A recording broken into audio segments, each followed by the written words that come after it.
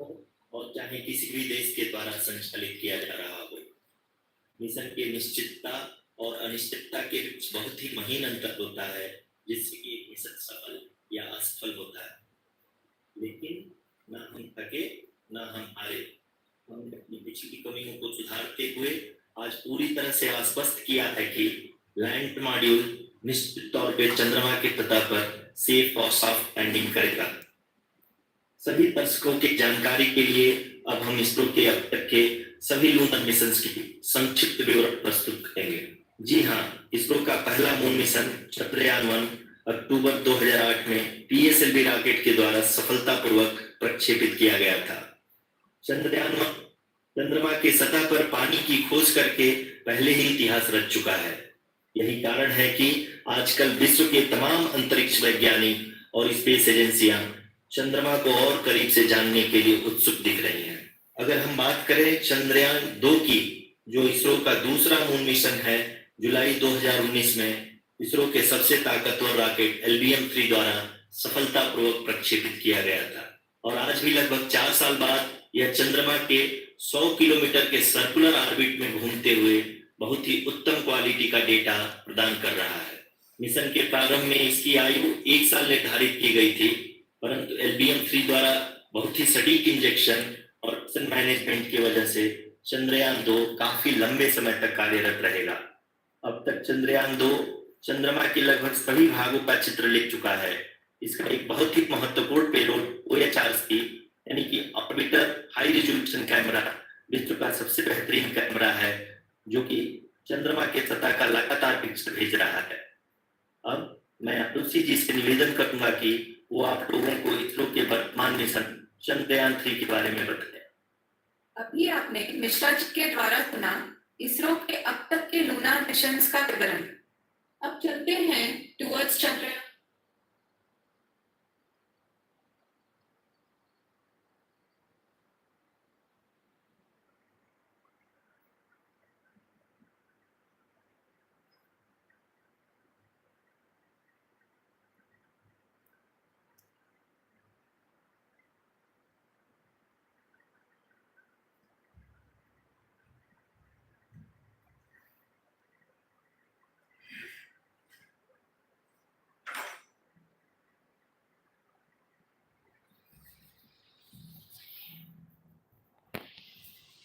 कोई ना देख लो, हटा दे, हटा दे, कोई ना देख लो।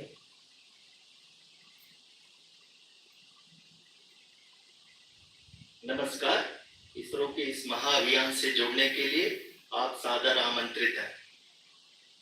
मैं पद्मदेव मिश्रा अपने को होस्ट श्रीमती आरुषि सेठ के साथ आप सभी को और देश विदेश से जुड़े सभी दर्शकों का हार्दिक अभिनंदन और स्वागत करता हूँ। 23 अगस्त 2023 आज की शाम इसरो के वैज्ञानिकों और सभी अंतरिक्ष वैज्ञानिकों के साथ लैंडर मॉड्यूल को चंद्रमा के सतह पर उतरने के ऐतिहासिक पलों को देखने के लिए तैयार और उत्सुक है।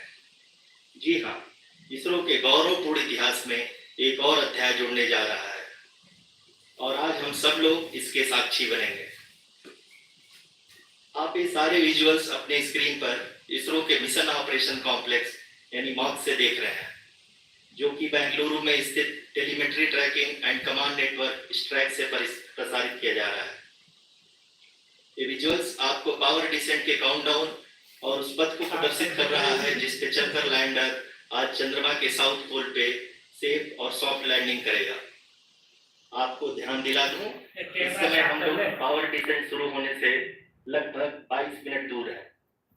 जो दर्शक थोड़ी देर से जुड़े हैं उनकी जानकारी के लिए बता दें, आप लोग इस ऐतिहासिक पल को इसरो के ऑफिशियल वेबसाइट, फेसबुक, ट्विटर और यूट्यूब पे भी देख सकते हैं। Honorable dignitaries, delegates, scientists, media personnel, and dear viewers, a very good evening to all of you. We at ISRO welcome you to the live coverage of India's prestigious Chandrayaan-3 mission's landing event on the lunar surface. These are the visuals from Mission Operation Complex at ISRO's Telemetry Tracking and Command Network, ISTRAC, situated in Namma, Bengaluru, Karnataka. I, Arushi Seth, and my colleague, Dr. Padamdeo Mishra, are your hosts for the evening and shall accompany you on the journey of the landing event from powered descent start to touchdown. Today, we shall be witnessing the final phase of the critical and most technologically challenging mission operations of Chandrayaan-3, wherein the lander module will be making a safe and soft landing on the surface of the moon. These display screens show the countdown to the power descent start as well as the path that will be followed by the lander module. We are 80 minutes away from the commencement of power descent. India is at the brink of creating history as we all await with bated breath to witness the landing on Moon's south polar region.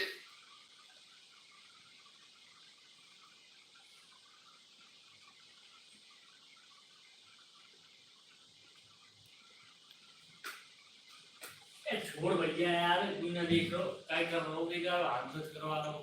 ओ भैया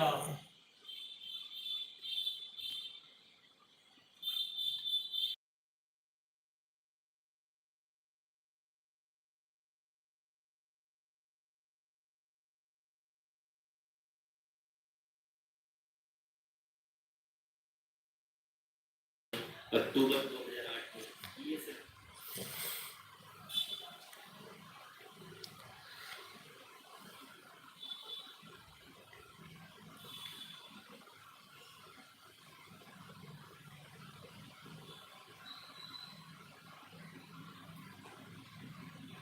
धन्यवाद आरुषि।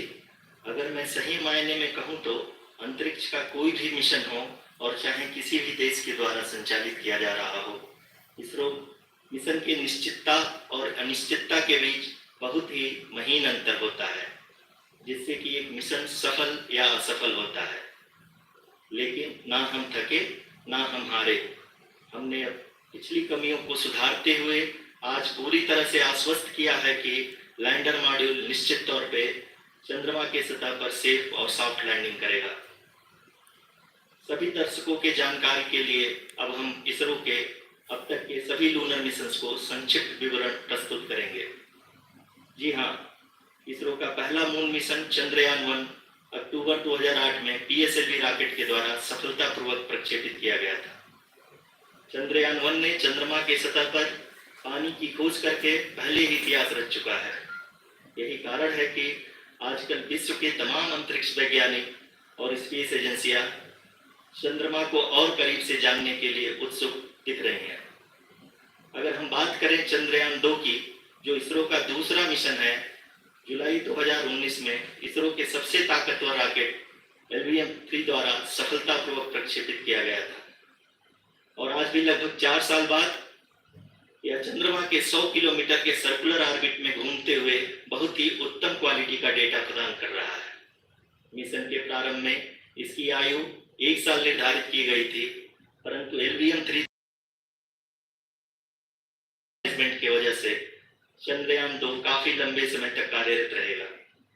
अब तक चंद्रयान-2 चंद्रमा के लगभग सभी भागों का चित्र ले चुका है। इसका एक बहुत ही महत्वपूर्ण पेलोड OHRC यानी कि ऑर्बिटर हाई रेजोल्यूशन कैमरा विश्व का सबसे बेहतरीन कैमरा है, जो कि चंद्रमा के सतह का लगातार पिक्चर भेज रहा है। अब मैं आरुषि जी से निवेदन करूंगा कि वो आप लोगों को इसरो के वर्तमान मिशन चंद्रयान-3 के बारे में बताएं। अभी आपने मिश्रा जी के द्वारा सुना इसरो के अब तक के लूनर मिशंस का विवरण। अब चलते हैं towards Chandrayaan-3, the follow-up mission of Chandrayaan-2, which has been designed to accomplish our mission goals. The primary objective of Chandrayaan-3 mission is the demonstration of safe and soft landing on the lunar surface. This demonstration is a critical aspect for ISRO's future interplanetary missions. In addition to this, the mission objectives also include demonstration of roving capability and conduction of in situ scientific experiments on Moon's surface. Carried on the shoulders of India's heaviest rocket LVM-3 on the 14th of July, Chandrayaan-3 was placed in the precise elliptic parking orbit of size 170 by 36,500 kilometers. ISRO, in its mission plan of following the incremental trajectory approach, carried a total of 5 earthbound maneuvers. The fifth apogee-raising maneuver, which took place on the 25th of July, placed the spacecraft in an orbit of 250 by 1,27,000 kilometers. At the early hours of 1st August, the translunar injection was carried out, after which the composite module began the final leg of its long journey of nearly 3,84,000 kilometers for its rendezvous with the Moon. The TLI was a key step in the mission, enabling the spacecraft to escape Earth's gravitational pull and travel to the Moon. An orbit of 288 by 3,69,328 kilometers was achieved at the end of the translunar injection. जी हाँ, translunar injection किसी भी interplanetary mission के लिए बहुत ही आवश्यक परंतु कठिन operation होता है। इस सफल मैन्यूवर के बाद चंद्रयान 3 पृथ्वी से दूर निकलकर चंद्रमा के प्रभाव क्षेत्र में एक हाइपरबोलिक ट्रैजेक्टरी के द्वारा पहुंचाया गया। पुनः 5 अगस्त 2023 को लूनर ऑर्बिट इंसर्शन के द्वारा चंद्रयान 3 को 160 किलोमीटर के पेरिलून और 18,000 किलोमीटर के अपोलून के साथ चंद्रमा के इलिप्टिकल ऑर्बिट में स्थापित कर दिया गया। टीएलआई के तरह एलओआई भी एक बहुत जटिल ऑपरेशन होता है। इसमें हमें यह ध्यान देना आवश्यक होता है कि उपग्रह के वेगमान को एक निश्चित बिंदु से घटाया जा सके, अन्यथा उपग्रह चंद्रमा के प्रभाव क्षेत्र से बाहर निकल जाएगा। एलओआई के सफलतापूर्वक परिचालन के बाद चंद्रयान 3 की कक्षा को 4 बार और परिवर्तित किया गया। इस दौरान चंद्रमा की अधिकतम ऊंचाई को घटाकर 160 किलोमीटर कर दिया गया। इस पूरी प्रक्रिया में प्रपल्सन मॉड्यूल का लगभग 755 किलोग्राम ईंधन का उपयोग हुआ और चंद्रयान 3 के वेगमान को लगभग 850 मीटर प्रति सेकंड कम कर दिया गया। लैंडर मॉड्यूल को लगभग 150 किलोमीटर के सर्कुलर ऑर्बिट में स्थापित करने के बाद 17 अगस्त 2023 को प्रपल्सन मॉड्यूल से अलग कर दिया गया। पुनः लैंडर मॉड्यूल के ऑर्बिट को 2 ड्यूल-थ्रस्ट मैन्यूवर्स के द्वारा 150 किलोमीटर के सर्कुलर ऑर्बिट से घटाकर 25 गुणे 130 किलोमीटर के एलिप्टिकल ऑर्बिट में स्थापित कर दिया गया। इस दौरान यह भी सुनिश्चित कर दिया गया कि 800 न्यूटन के चारों थ्रोटल थ्रस्टर्स पावर डिसेंट के समय किसी भी चुनौती का सामना कर सके। लैंडर मॉड्यूल इस ऑर्बिट में 4 दिन तक चंद्रमा की परिक्रमा करता रहा ताकि इसके सभी सब सिस्टम को पावर डिसेंट से पहले कार्यात्मक रूप से वेरीफाई और वैलिडेट किया जा सके।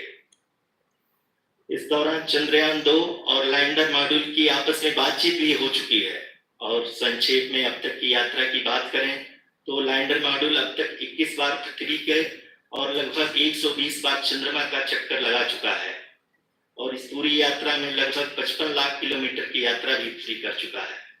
अब तक के इस पूरे अभियान में यह भी सुनिश्चित किया गया कि सारे ऑर्बिट मैन्यूवर्स इस प्रकार किए जाएं कि लैंडिंग साइट पावर डिसेंट की शुरुआत से ही लैंडर के ऑर्बिटल प्लेन में बना रहे।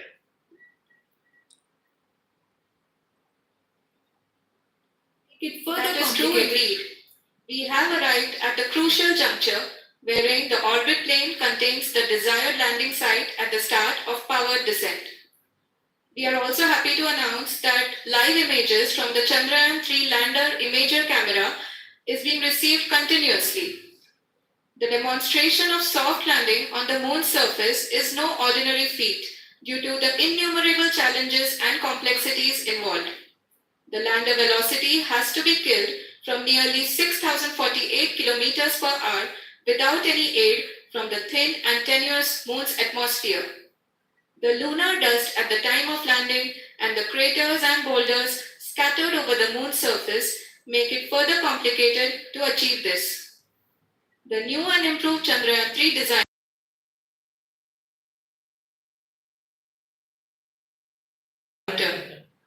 with several software improvements, provision for full-level redundancies, a plethora of special tests, namely the integrated hot test, integrated cold test, and lander leg drop tests were carried out for the lander module.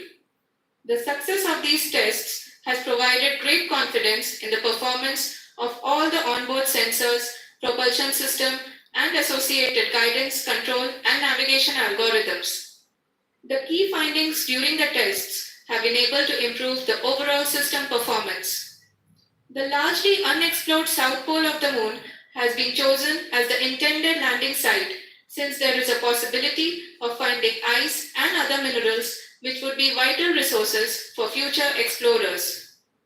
Apart from continuing investigations pioneered by Chandrayaan-1 and Chandrayaan-2, the Chandrayaan-3 mission will also provide invaluable data to the science community around the world. Let us give our viewers a glimpse on the configuration of Chandrayaan-3 mission.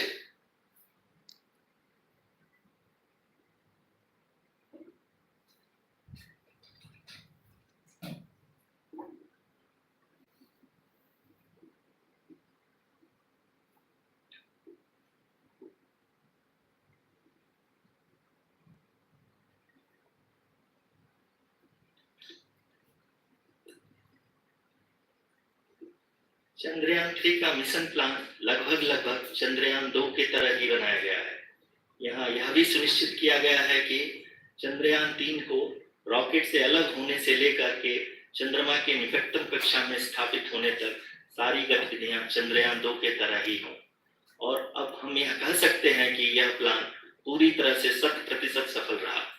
हालांकि lander module के sensors और propulsion system को इस तरह से मजबूत किया गया है कि लैंडर पावर डिसेंट के समय किसी भी आपदा से बाहर आकर के मिशन के मुख्य उद्देश्य को पूरा कर सके।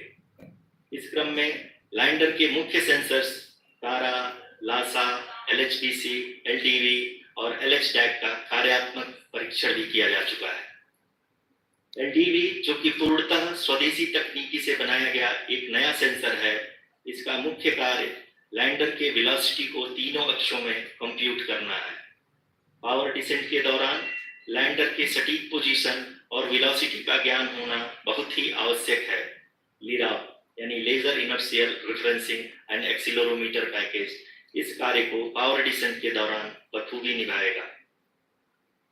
ट्रैजेक्टरी जनरेशन, जो कि चंद्रयान-3 मिशन के लिए बहुत ही अहम है, क्योंकि हर ऑर्बिट मैन्यूवर के बाद यह सुनिश्चित किया जाता है कि लैंडर की मिशन ऑब्जेक्टिव को ना बदले।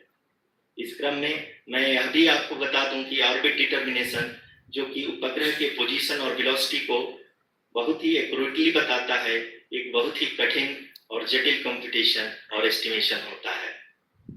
यहाँ यह भी जानना महत्वपूर्ण है कि चंद्रयान-2 का OHRC पेलोड अब तक काफी ऊंचे स्तर का डैम्प प्रदान किया है, जिसके फलस्वरूप लैंडिंग साइट की सीमा को बढ़ाकर 4 × 2.4 किलोमीटर कर दिया गया है, जो कि पावर डिसेंट के दौरान सॉफ्ट लैंडिंग कराने में काफी सहायक सिद्ध होगा। Apart from the sensors, Chandrayaan-3 is equipped with a suite of sophisticated payload instruments. While Chandrayaan-1 and Chandrayaan-2 orbiter have provided abundant remote sensing data of Moon, equally important are the on-site localized measurements that provide ground truths. Lander and rover have payloads which are completely new and will perform in situ analysis of lunar surface. The two spectroscopes on rover, APXS and LIBS, will actively measure the surface elemental abundances at the landing location and surrounding area. The lander carries a seismometer ILSA that can sense impact events and lunar quakes. The thermal probe CHAST will measure the temperature profile and thermal conductivity of Moon's regolith. The Rambha payload will carry out lunar ionosphere studies, while the laser retroreflector array shall be a passive location indicator for future spacecraft equipped with laser altimeter. The propulsion module has not been left behind, and an experimental shape payload has been added to it as a value addition. It will help in understanding the nature and characteristics of water-rich planets and will also aid in the future study of potentially habitable exoplanets. We are minutes away from the start of powered descent. The entire powered descent shall be carried out by the onboard autonomous landing sequencer or ALS, which is a series of instructions preloaded to the lander module. These instructions include the commands to be exercised and decisions to be made and executed autonomously throughout the powered descent.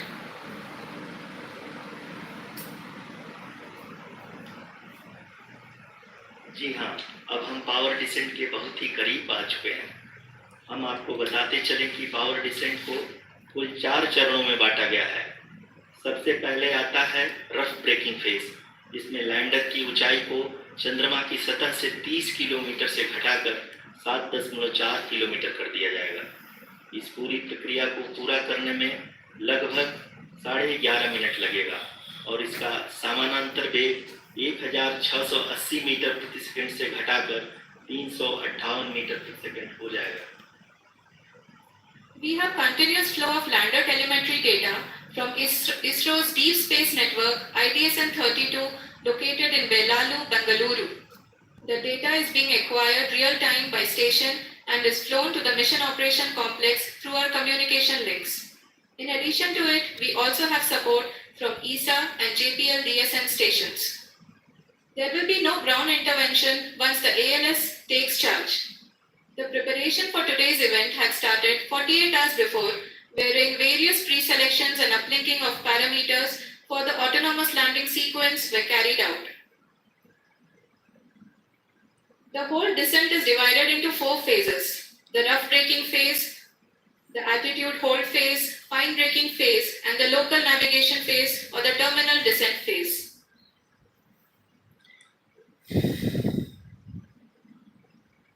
जी हाँ, altitude hold phase, जो कि power descent का दूसरा चरण है, एक बहुत ही महत्वपूर्ण फेज है। इस 10 सेकंड के स्मॉल ड्यूरेशन के दौरान लैंडर के 2 महत्वपूर्ण सेंसर कारा और लासा लैंडर की ऊंचाई की गणना करेंगे। इस फेज के पूरा होते ही लैंडर चंद्रमा के सतह से कुल 6.8 किलोमीटर की ऊंचाई पर होगा। During the rough braking phase, the lander velocity shall be brought down from 1,680 meters per second to 358 meters per second. The altitude will be brought down from 30 kilometers to 7.4 kilometers at the end of rough braking.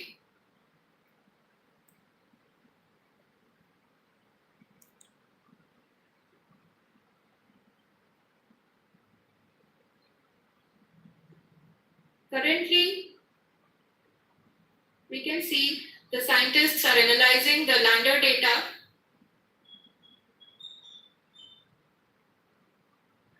जी हाँ, हमें देख सकते हैं कि mission operation complex रूप में बैठे सभी वैज्ञानिक ये जो भी डेटा देख रहे हैं वो डीप स्पेस नेटवर्क IDSN 32 के द्वारा प्रोवाइड किया जा रहा है। और अगर हम आप बात करें पावर डिसेंट के तीसरे चरण का, जो कि फाइन ब्रेकिंग फेज होगा, जिसमें लैंडर लैंडिंग साइट से जस्ट 800 मीटर की ऊंचाई पर वर्टिकली होगा। इस चरण को पूरा होने में लगभग 3 मिनट लगेंगे और इस चरण के पूरा होते ही लैंडर की वेलोसिटी लगभग 0 हो जाएगी। The scientists here at ISTRAC are glued to their systems, analyzing all sorts of complex data. We are very close to the power descent, to the start of the power descent phase.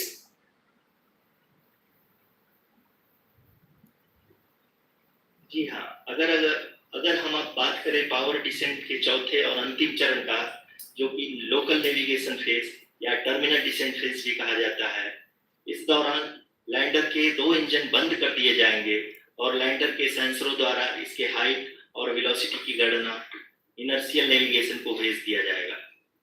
इस दौरान lander 150 metre की ऊंचाई को प्राप्त करने के बाद कुल 131 सेकंड लगाएगा। इस पड़ाव पे आने के बाद पुनः लैंडर 22 सेकंड के लिए हॉवरिंग करेगा।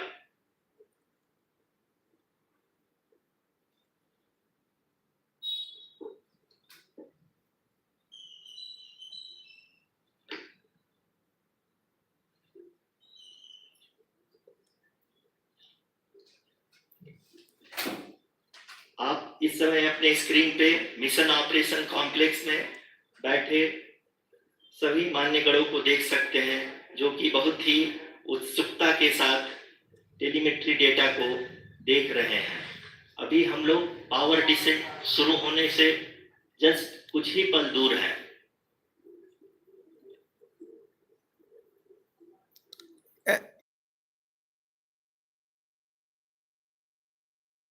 पावर डिसेंट शुरू होने में लगभग 30 सेकंड ही बचा है और हमको ये सारे data mission operation complex room में आइडिएशन 32 के द्वारा, जो कि लगातार लैंडर के कनेक्शन में बना हुआ है, प्रदान कर रहा है। Dear viewers, the pivotal power descent has begun and the lander module is propelling towards the moon's surface along the intended trajectory.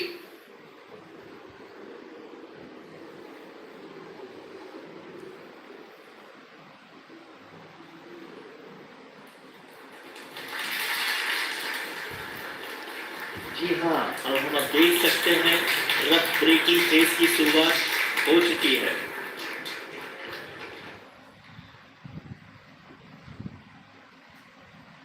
During this rough braking phase, the lander velocity shall be brought down from 1680 meters per second to 358 meters per second. The altitude will be brought down from 30 kilometers to 7.4 kilometers at the end of rough braking. All this in the duration of 690 seconds or 11.5 minutes. Currently, the Laser Inertial Reference and Accelerometer package (LIRAP) is aiding in the navigation. जी हाँ, अभी आप अपनी screen पे देख सकते हैं कि lander अब तक कुल 191 किलोमीटर हॉरिजेंटल दिशा में चल चुका है और अभी तक इसकी वेलोसिटी लगभग 31 किलोमीटर बनी हुई है।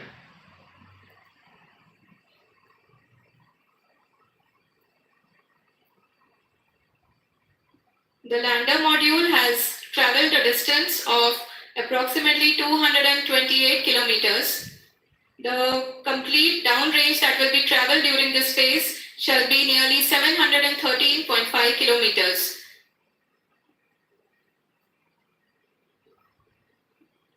जी हाँ, कुल 745 किलोमीटर के इस रफ ब्रेकिंग फेज में आप देख सकते हैं कि हम लोग लगभग अपनी यात्रा 20% कंप्लीट कर चुके हैं।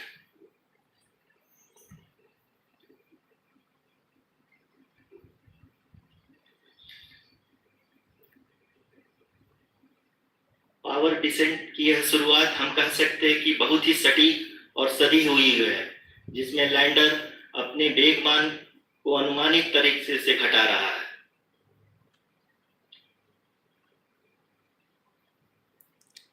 The altitude of the lander module will reduce from 7.4 kilometers to 6.8 kilometers. During the next phase, which is going to be the altitude hold phase. We can currently see that the altitude of the lander module is nearly 31 kilometers. ROCCL अभी हम इस ground trace को देखते हुए कह सकते हैं कि रफ ब्रेकिंग फेज की शुरुआत बहुत ही अच्छे तरीके से हुई है। आप ये देख सकती हैं कि जो भी प्रोजेक्टेड ग्राउंड ट्रेस है उसी पे अपना लैंडर मॉड्यूल आगे चलते हुए बढ़ रहा है। अभी तक ये देखा जा सकता है कि लैंडर मॉड्यूल लगभग 370 किलोमीटर क्षैतिज दिशा में चल चुका है। The mission operations team is analyzing the data. We can all see the seriousness and the concentration with which each and every parameter of the lander module is being analyzed. The performance so far seems to be nominal. जी आरुषि, चूंकि LS activate किया जा चुका है, इसलिए ground से कोई commanding नहीं की जा रही है। इस दौरान आपके स्क्रीन पे सारे डेटा इसरो के डीप स्पेस नेटवर्क से रियल टाइम में आ रहा है। इस मिशन में सेकंड और थर्ड ऑर्डर गाइडेंस पॉलिनोमियल का प्रयोग हुआ है, जो कि इनर्शियल थ्रस्ट और एंगल के हमेशा सुनिश्चित करेगा। During the entire descent, there is no ground intervention as the ALS has taken charge. The preparation for today's event had started nearly 48 hours before, wherein various pre-selections and uplinking of parameters were done. We can see that the vertical velocity of the lander module has been brought down. It is continuously coming down. And the ALS had already been initiated 1 hour before the scheduled time of the power descent start.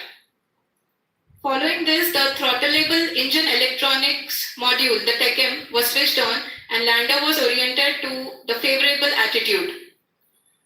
जी हाँ, आप अपने screen पे देख सकते हैं कि lander module जिसकी शुरुआत में वेलोसिटी 1680 मीटर पर सेकंड थी, लगभग 1150 मीटर पर सेकंड हो चुकी है, जो कि एक बहुत ही मैजेस्टिक शुरुआत कही जा सकती है इस रफ ब्रेकिंग फेज के लिए।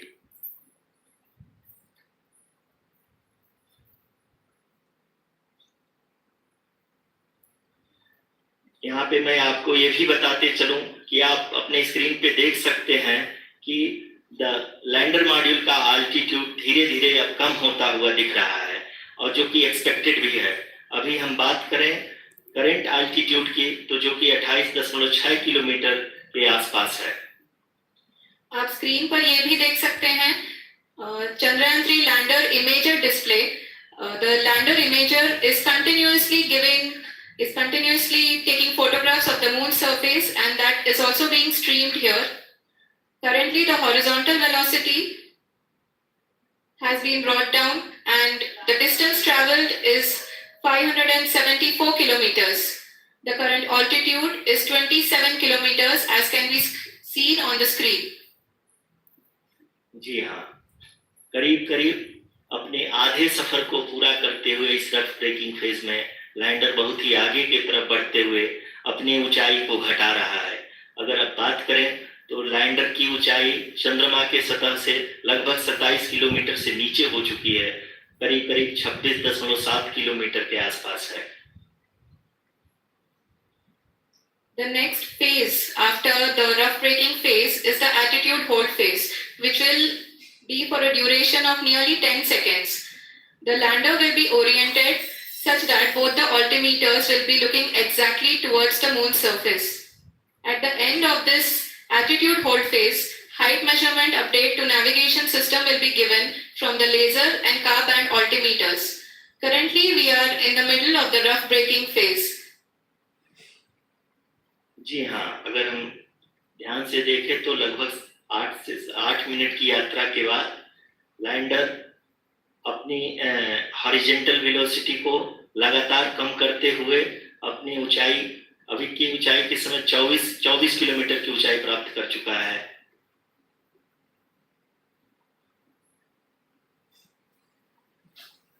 अब तक के आंकड़े को देखते हुए हम कह सकते हैं कि लैंडिंग पूरी तरह से नॉमिनल है। यहाँ पर हम देख सकते हैं कि हॉरिजॉन्टल वेलोसिटी लगातार कम होती हुई दिख रही है।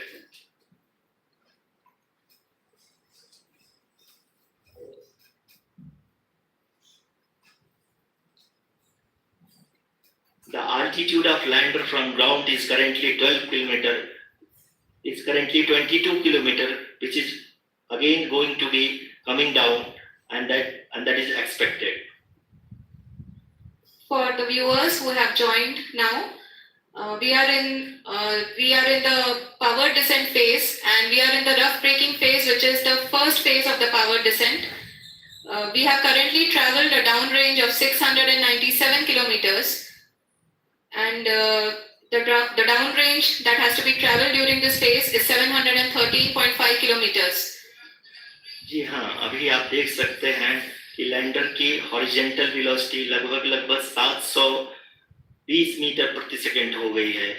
लगभग हम ये कह सकते हैं कि 900 मीटर प्रति सेकंड वेलोसिटी को कम किया जा चुका है।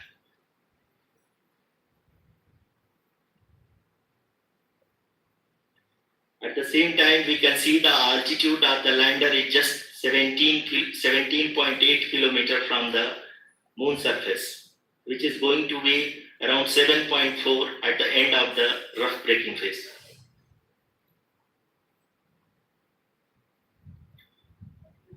इस फेज के बाद हम जाएंगे towards the attitude hold phase, where we will be expecting sensor update from the laser and car band altimeters.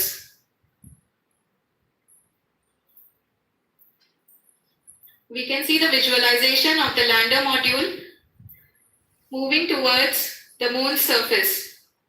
The current altitude is nearly 15.2 kilometers and the distance traveled is 754 kilometers. We can also see the image that the lander imager camera has been providing. जी हाँ, इस rough breaking phase के दौरान 800 Newton के चारों throttle engine अपने कार्य को पूरी तरह से अंजाम दे रहे हैं और लैंडर के हॉरिजॉन्टल वेलोसिटी को लगातार कम कर रहे हैं। अब तक लैंडर लगभग अपने 75 से 80% की यात्रा को पूरा कर चुका है।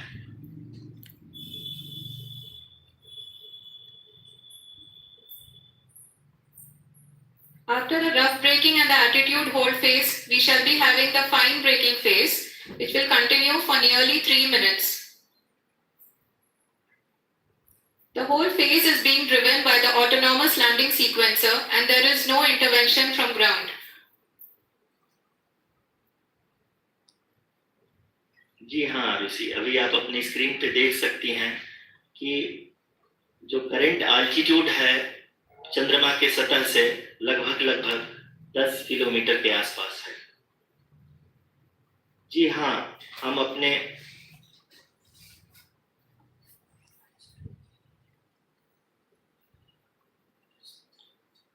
जी हाँ, हमारे प्रधानमंत्री जी श्री नरेंद्र मोदी जी हम सभी का उत्साहवर्धन करने के लिए दक्षिणी अफ्रीका के जोहान्सबर्ग से जुड़ गए हैं।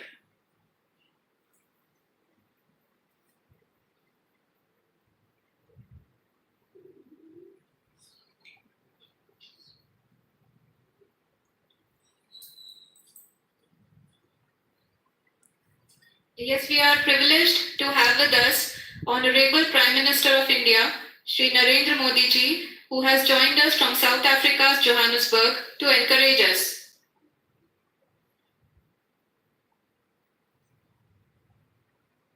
जी हाँ, आप ये देख सकते हैं एल्टीट्यूड होल्ड फेज भी बहुत ही आसानी से लैंडर फेज ने पार कर लिया है और अब फाइन ब्रेकिंग की शुरुआत हो चुकी है।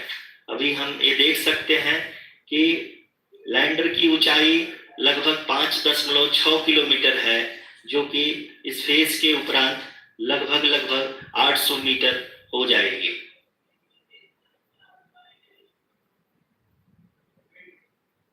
We can hear from the mission operations team that the sensors are performing nominally.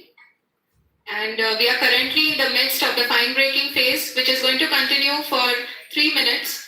And the altitude is going to be reduced to nearly 800 meters at the end of this phase.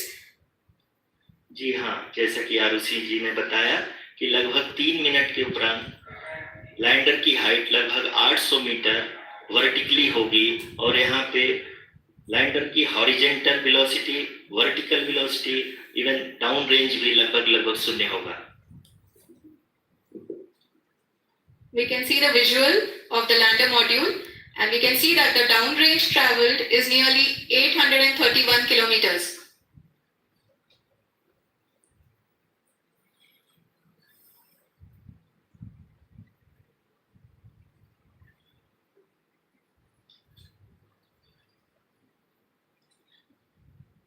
जी हाँ, आप अपनी screen पे देख सकते हैं कि lander की ऊंचाई अब चंद्रमा की सतह से लगभग 3 किलोमीटर से कम हो चुकी है।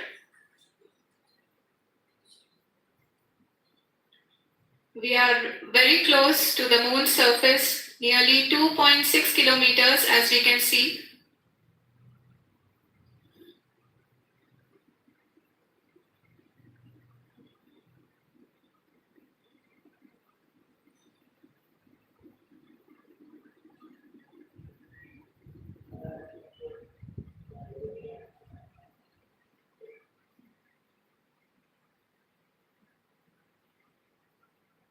जी हाँ, अभी आप देख सकते हैं कि लैंडर की ऊंचाई लगभग 1 किलोमीटर के आसपास है।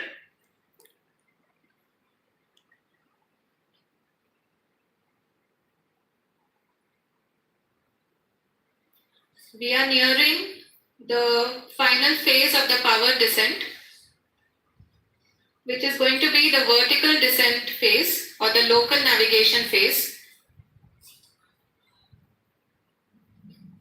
जी हाँ, अब हम फाइन ब्रेकिंग वेव्स के एकदम करीब आ चुके हैं। हाँ, तालियों के गड़गड़ाहट से सुन सकते हैं कि हम लोगों ने तीसरे चरण को भी बहुत ही सफलतापूर्वक हासिल कर लिया है और अभी हम वर्टिकल डिसेंट फेज में आ चुके हैं, जिसकी शुरुआत भी बहुत ही अच्छे ढंग से हो चुकी है।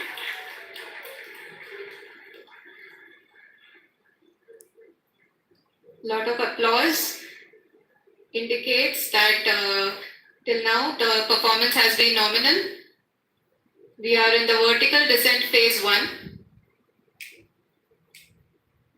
The altitude is being brought down from 800 meters and we are nearing and approaching the lunar surface.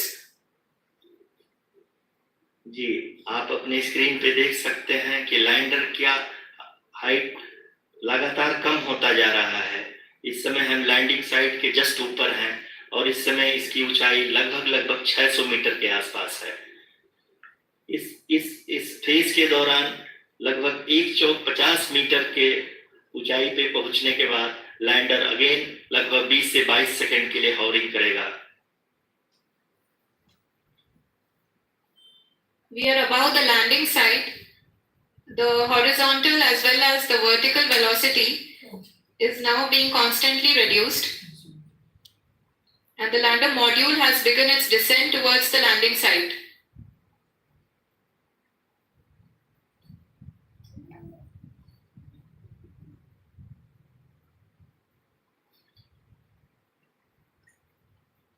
जी हाँ, आप अपने स्क्रीन पे देख सकते हैं ये जो पथ निर्धारित किया गया है, लैंडर पूरी तरह से उसी को ही फॉलो कर रहा है।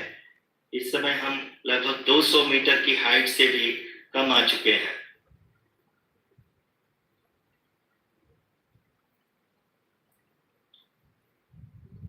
अब हमें देख सकते हैं कि हम लगभग 150 मीटर की ऊंचाई पे हैं चंद्रमा के सतह से।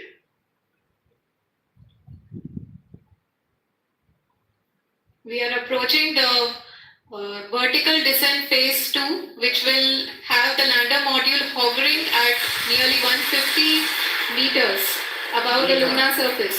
जी हाँ, आप इस तालियों के गड़गड़ाहट को सुन सकते हैं, जो कि सेकेंड हाइब्रिड फेज के कंप्लीट होने के बाद इन सारे वैज्ञानिकों के द्वारा की जा रही है।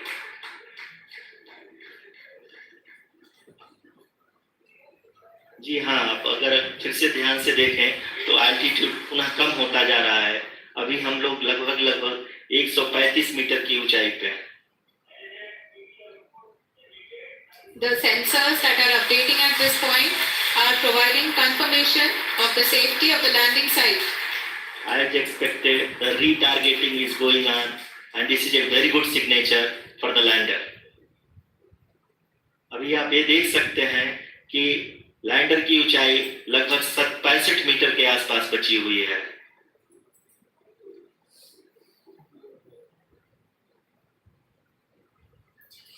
Currently, only 2 engines are now being fired, and we are nearly at zero velocity, vertical and horizontal. We were hovering, and now we are approaching the moon's surface. धीरे धीरे लैंडर की वेगमान को कम किया जा रहा है और हम अब लगभग 50 मीटर से भी कम आ चुके हैं।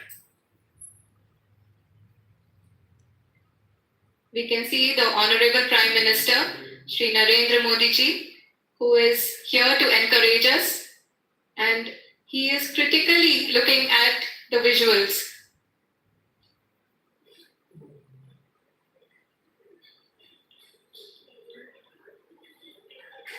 जी हाँ, आप अपने स्क्रीन पे देख सकते हैं कि हम lander module People are applauding. Let us all wait to hear from the Secretary Department of Space and Chairman ISRO, Shri S. Somnath. Lander module पूरी तरह से सेफली और सॉफ्टली चंद्रमा के सतह पे लैंड हो चुका है। ये हम लोगों के लिए बहुत ही गर्व की बात है। हिंदी में एक कहावत है कि चंदा मामा दूर के, लेकिन अब हम ये कह सकते हैं कि चंदा मामा अपने घर के। बहुत ही उम्दा। The hard work of the entire ISRO community has come to fruition.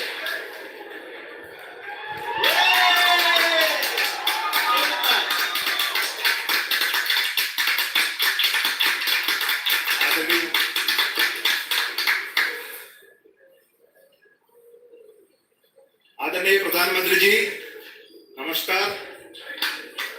Sir, we have achieved soft landing on the moon. India is on the moon. Sir, I request our Honorable Prime Minister to address us and bless us. Thank you, sir.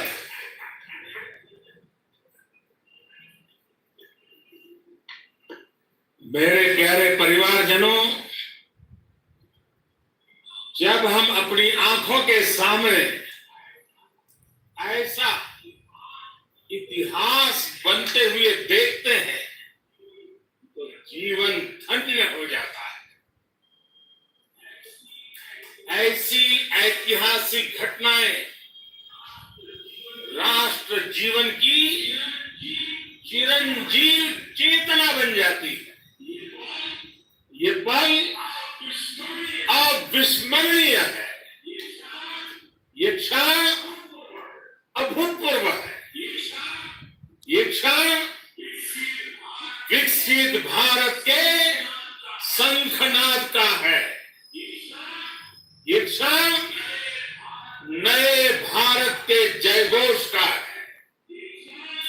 ये क्षण मुश्किलों के महासागर को पार करने का है। ये क्षण जीत के चंद्र पथ पर चलने का है। ये क्षण 140 करोड़ धड़कनों के सामर्थ्य का है।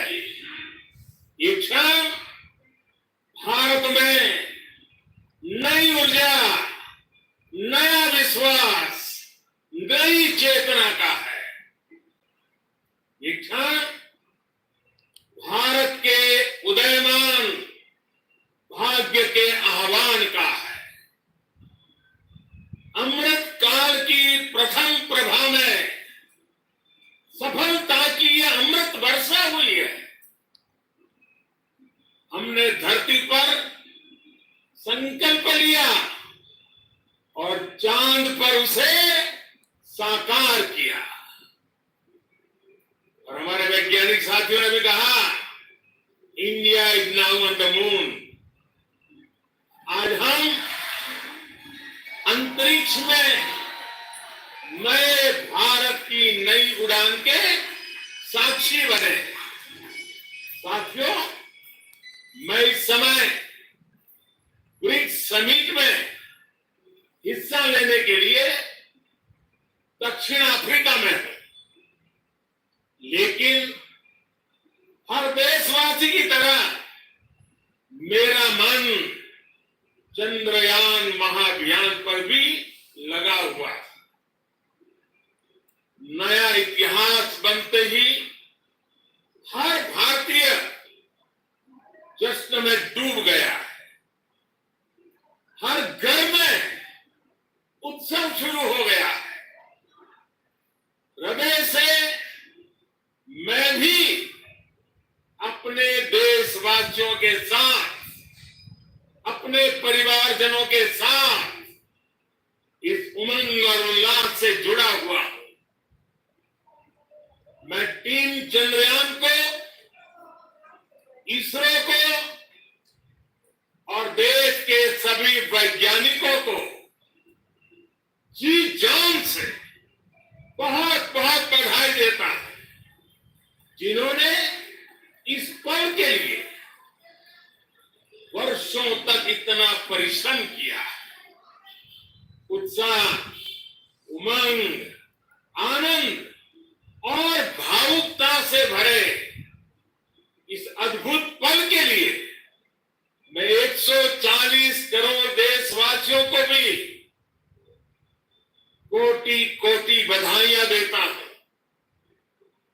मेरे परिवारजनों, हमारे वैज्ञानिकों के परिश्रम और प्रतिभा से भारत चंद्रमा के उस दक्षिणी ध्रुव पर पहुंचा है जहां आज तक दुनिया का कोई भी देश नहीं पहुंच सका। अब आज के बाद से चांद से जुड़े मिथक बदल जाएंगे, कथानक भी बदल जाएंगे और नई पीढ़ी के लिए कहावतें भी बदल जाएगी। भारत में तो हम सभी लोग धरती को मां कहते हैं और चांद को मामा बुलाते हैं। कभी कहा जाता था चंदा मामा बहुत दूर के हैं, चंदा मामा बहुत दूर के हैं। अब एक दिन वो भी आएगा जब बच्चे कहा करेंगे चंदा मामा बस एक टूर के हैं।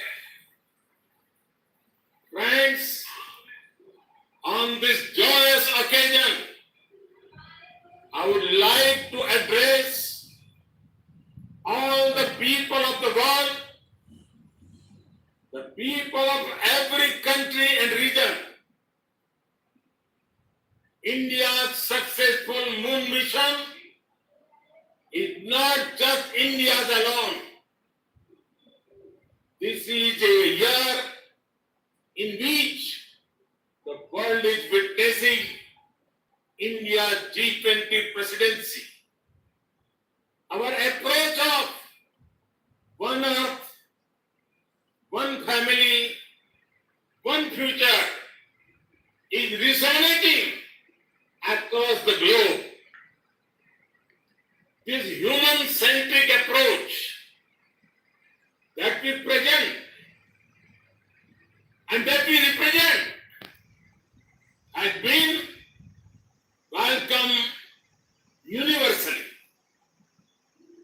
Our moon mission is also based on the same human-centric approach.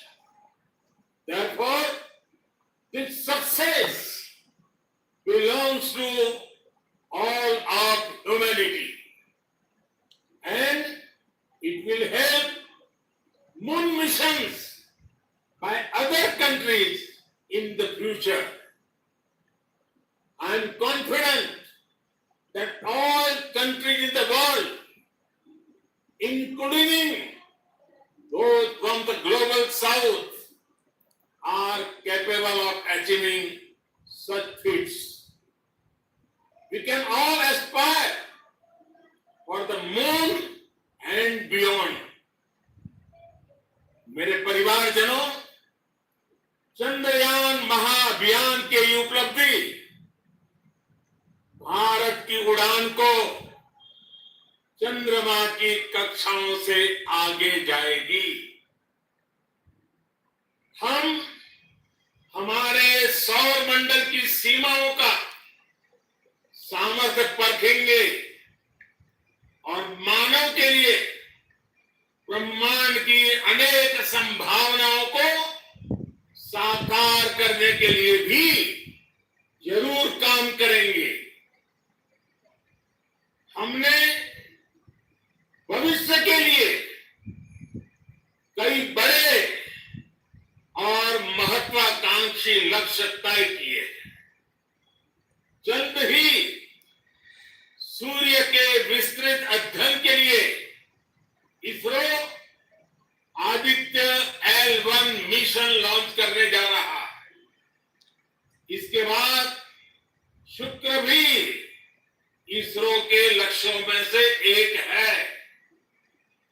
Gaganyaan के जरिए देश अपने पहले ह्यूमन स्पेस फ्लाइट मिशन के लिए भी पूरी तैयारी के साथ जुटा है। भारत बार बार ये साबित कर रहा है कि sky is not the limit. साथियों, साइंस और टेक्नोलॉजी देश के उज्जवल भविष्य का आधार है। इसलिए आज के इस दिन को देश हमेशा हमेशा के लिए याद रखेगा।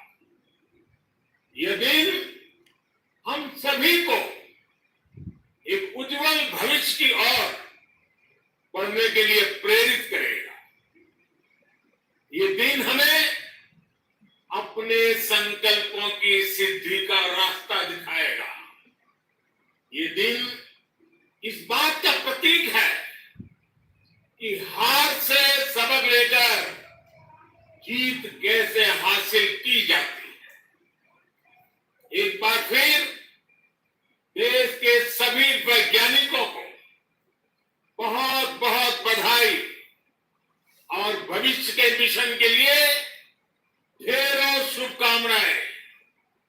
बहुत बहुत धन्यवाद।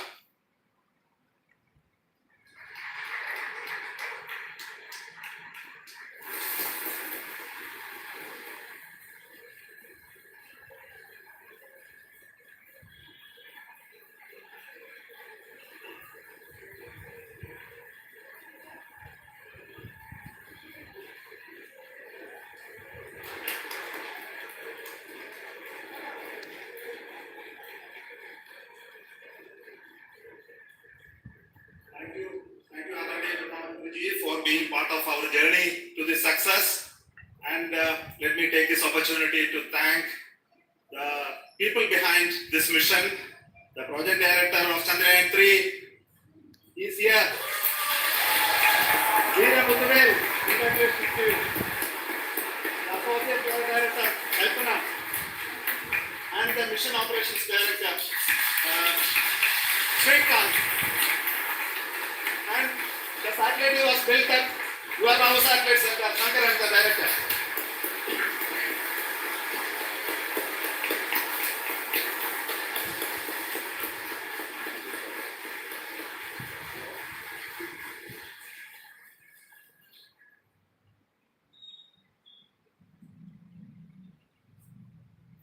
It's a great moment of happiness on behalf of team. It gives me immense satisfaction on achieving this goal as project director of this mission.